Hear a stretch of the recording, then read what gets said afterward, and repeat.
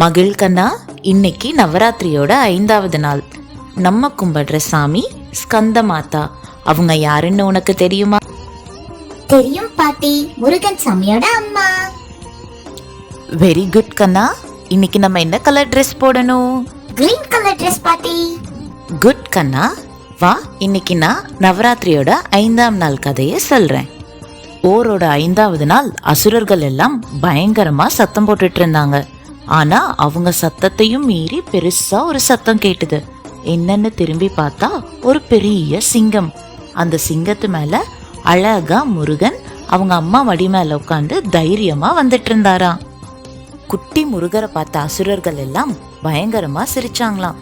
இந்த குட்டி பையனா நம்மள கொல்ல போறது? ஆனா இது எதுக்குமே பயப்படாத முருகர் அவங்க அம்மா பார்வதி தேவி கிட்ட ஆசீர்வாதம் வாங்கிட்டு வந்து அசுரர்கள் அத்தனை பேரையும் அழிச்சிட்டாராம். பாட்டி, அப்ப அசுரர்களை கொன்னது முருகரா, ஸ்கந்தமாதா இல்லையா? ஆமாங் கண்ணா, முருகர் தான் அசுரர்களை அழிச்சது.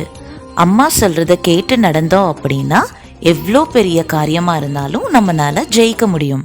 குட்டீஸ், உங்களுக்கு என்ன கதை வேணும்னு கமெண்ட் பண்ணுங்க.